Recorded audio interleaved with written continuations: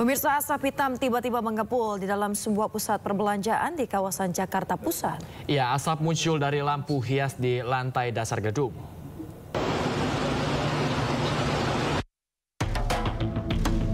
Mall Pacific Place yang terletak di kawasan Senayan, Kebayoran Baru, Jakarta Selatan, Kamis siang sempat mengeluarkan asap hitam. Namun kepulan asap hitam telah berhasil ditangani dengan alat pemadam api ringan atau APAR dari pihak gedung. Sementara itu, lantai dasar juga sempat ada genangan air akibat dari sistem pemadaman otomatis. Diduga kemunculan asap akibat dari percikan api dari korsleting listrik lampu hias di lantai dasar gedung. Pemirsa, sebuah sumur bor yang tengah digali tiba-tiba menyemburkan api di Bojonegoro, Jawa Timur. Api berkobar besar mengakibatkan seorang warga luka bakar.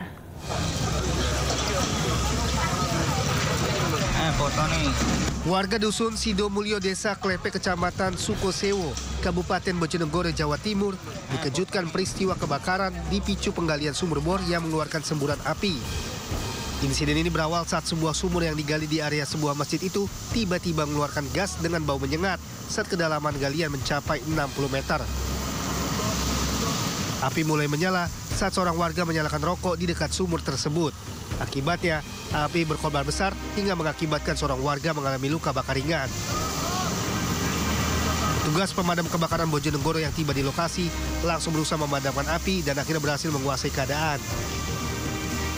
Guna mengantisipasi bahaya, lubang bekas sumur bor kemudian ditutup karena masih terus mengeluarkan bau menyengat. Dari Bojonegoro, Jawa Timur, Dedi Mahdi melaporkan. Pemirsa, elemen mahasiswa berunjuk rasa di depan gedung DPR RI Senayan, Jakarta menolak pengesahan RUU TNI. Ya, mereka menuntut pengesahan Undang-Undang TNI ini dibatalkan. Tarik barisan terlebih dahulu.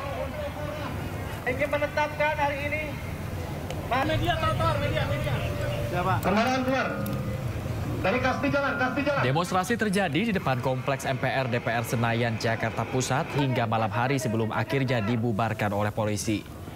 Massa menolak pengesahan RUU TNI karena menilai banyak pasal yang bermasalah. Mereka khawatir pengesahan RUU TNI menjadi undang-undang akan membawa Indonesia kembali ke era Orde Baru karena keterlibatan militer yang kuat. Susun formasi kembali. Berjalan, patra keluar. Sementara itu, ratusan mahasiswa yang tergabung dalam Aliansi Jogja memanggil berunjuk rasa menolak pengesahan Undang-Undang TNI di Jalan Malioboro. Mahasiswa mengecam DPR RI yang dinilai telah melecehkan rakyat dan demokrasi dengan mengesahkan revisi Undang-Undang TNI. Menurut saya dari naskah akademiknya udah jelek banget. Kejahatan legislasi yang dilakukan oleh DPR melecehkan demokrasi, melecehkan rakyat. Maka seharusnya ketika TNI dipersenjatai dengan senjata, kita rakyat harus dan sudah kewajiban kita untuk dipersenjatai dengan kemarahan rakyat. Ratusan mahasiswa dari berbagai perguruan tinggi di Yogyakarta ini menggelar aksi menolak pengesahan revisi Undang-Undang TNI dengan melakukan long march di Jalan Malioboro menuju gedung DPRD DIY Kamis siang. Para mahasiswa membentangkan spanduk dan poster berisi narasi dan ilustrasi penolak revisi Undang-Undang TNI. Mahasiswa mengecam DPR RI yang dinilai telah melecehkan rakyat dan demokrasi dengan mengesahkan undang-undang tersebut. Pengesahan Undang-Undang TNI seakan mengulang sejarah di mana prajurit TNI aktif dapat merangkap jabatan sipil yang dinilai rentan melakukan tindakan representatif dan dikhawatirkan mengurangi kebebasan demokrasi. Sementara itu, mahasiswa juga menurunkan bendera setengah tiang sebagai simbol duka atas pengesahan Undang-Undang TNI.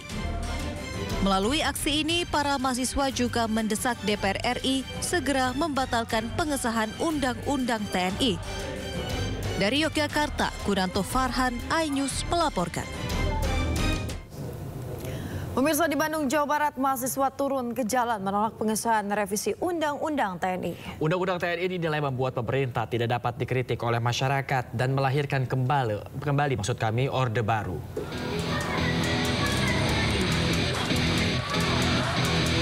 Pasca disahkannya Undang-Undang TNI oleh DPR RI, ratusan mahasiswa dari berbagai universitas di Bandung menggelar aksi demonstrasi di depan gedung DPRD Jawa Barat. Dalam aksinya, mahasiswa mengutuk pemerintah yang baru saja mengesahkan Undang-Undang TNI. Mahasiswa juga menilai jika proses pengesahan Undang-Undang TNI dirancang dengan tidak melibatkan pihak sipil. Di samping itu, mahasiswa juga menuntut agar pemerintah mencabut kembali Undang-Undang ITE agar sistem Orde Baru tidak kembali terjadi. Dan tuntutan kita diantaranya adalah menolak UU TNI ini yang baru saja disahkan, karena hal tersebut sangat tidak memihak kepada rakyat.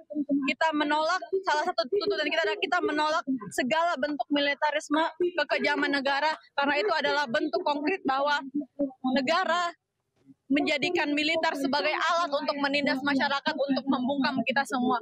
Maka dari itu jelaslah tuntutan kita bahwa kita datang ke sini hanya untuk menuntut hak kita, bahwa tidak boleh ada undang-undang yang disahkan sama negara tanpa campur tangan dari masyarakat sipil. Masa aksi juga mengancam jika tuntutan mereka tidak digubris akan kembali melaksanakan aksi yang lebih besar. Dari Bandung, Jawa Barat, Ervan David, iNews melaporkan. Pemirsa, DPR RI resmi mengesahkan revisi Undang-Undang TNI dalam rapat paripurna DPR ke-15. Ketua DPR Puan Maharani meminta publik tidak berburuk sangka dan menegaskan prajurit aktif tetap dilarang berbisnis dan juga berpolitik. Sekarang tibalah saatnya kami meminta persetujuan fraksi-fraksi terhadap rancangan undang-undang tentang perubahan atas Undang-Undang Nomor 34 Tahun 2004 tentang Tentara Nasional Indonesia. Apakah dapat disetujui untuk disahkan menjadi undang-undang? Terima kasih.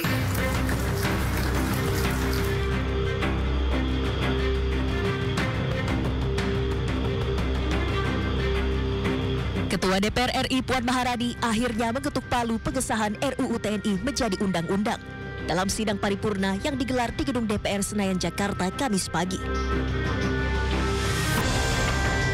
Paripurna pengesahan RUU TNI dihadiri 412 anggota Dewan dan turut dihadiri Menteri Pertahanan Syafri Syamsuddin, Panglima TNI Jenderal Agus Subianto, Menteri Sekretaris Negara Prasetyo Hadi, dan sejumlah pejabat lainnya.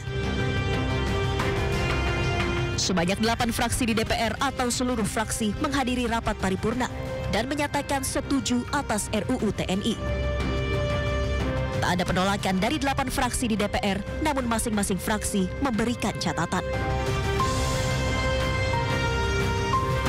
Atas pengesahan RUU TNI yang menuai kontroversi, Ketua DPR Puan Maharani menegaskan Undang-Undang TNI yang baru tetap melarang prajurit aktif untuk berbisnis dan menjadi anggota partai politik. Tetap dilarang, tidak boleh berbisnis, tidak boleh menjadi anggota partai politik, dan ada beberapa lagi itu harus, dan bahkan kalau di luar dari pasal 47 bahwa ada 14 kementerian lembaga yang boleh diduduki TNI aktif, yang TNI aktif itu harus mundur atau pensiun dini. Jadi tolong jangan ada kecurigaan, jangan salah berprasangka dulu. Mari kita sama-sama baca dengan baik setelah undang-undang ini disahkan. Dalam RUU TNI yang telah disahkan, perubahan yang paling menjadi sorotan adalah jabatan TNI aktif di Kementerian Lembaga Sipil. Yakni TNI aktif kini bisa menjabat di 14 kementerian lembaga. Batas usia pensiun juga diatur berdasarkan kepangkatan, yakni paling tinggi 63 tahun untuk perwira tinggi bintang 4 dan dapat diperpanjang hingga 2 kali. Dari Jakarta, Tim Liputan iNews melaporkan. Pemirsa, paripurna DPR mengesahkan Undang-Undang TNI pada hari Kamis di Gedung DPR RI Jakarta. Ya, beberapa di antaranya perluasan jabatan sipil yang bisa ditempati TNI aktif dan penambahan usia pensiun. Dan pemirsa, berikut poin-poin krusial revisi Undang-Undang TNI.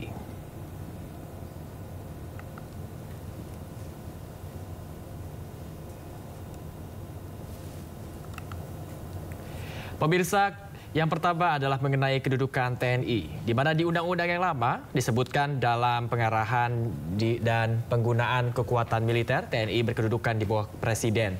Sedangkan di Undang-Undang yang baru, TNI merupakan alat-alat negara di bidang pertahanan dan keamanan negara berkedudukan di bawah Presiden.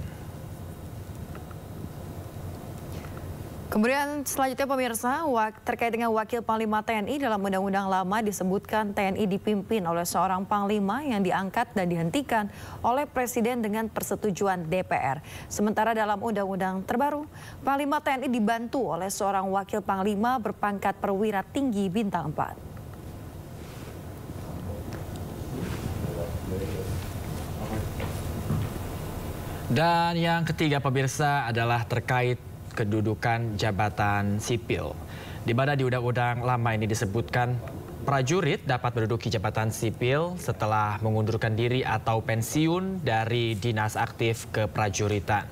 Sementara itu di Undang-Undang yang baru disebutkan prajurit aktif dapat menduduki jabatan pada kementerian atau lembaga lain yang membutuhkan tenaga dan keahlian prajurit aktif sesuai dengan kebijakan Presiden.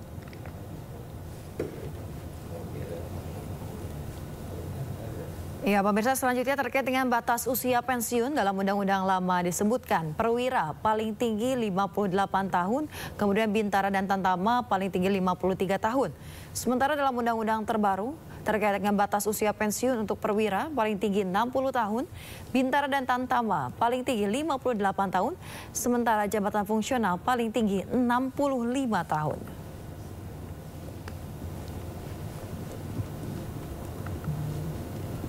Poin berikutnya pemirsa adalah mengenai penghapusan larangan prajurit ini untuk berbisnis. Di mana yang kita tahu di Undang-Undang lama ini disebutkan prajurit dilarang terlibat dalam kegiatan bisnis.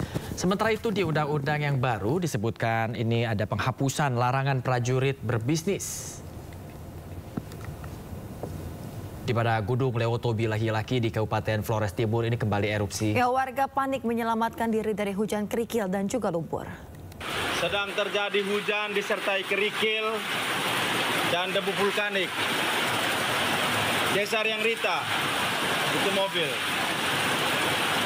Ini hujan. Gunung Lewotobi laki-laki di Nusa Tenggara Timur kembali erupsi pada Kamis malam pukul 22.56 waktu Indonesia Tengah. Itu mobilnya sudah tertutup dengan debu vulkanik. Kolom abu membumbung dengan ketinggian 8.000 meter di atas puncak mengarah ke barat daya dan barat. Saat ini Gunung Lewotobi laki-laki berada pada status level 4. Warga panik menyelamatkan diri ke jalan saat terjadi letusan yang disertai hujan kerikil dan lumpur yang mengarah ke desa Lewotobi.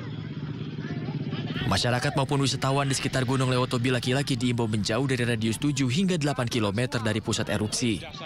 Petugas juga meminta masyarakat untuk tetap tenang dan tetap mewaspadai potensi banjir lahar pada sungai-sungai yang berhulu di puncak gunung jika terjadi hujan dengan intensitas tinggi. Dari Kabupaten Flores Timur, Nusa Tenggara Timur, Joni Nura, iNews melaporkan.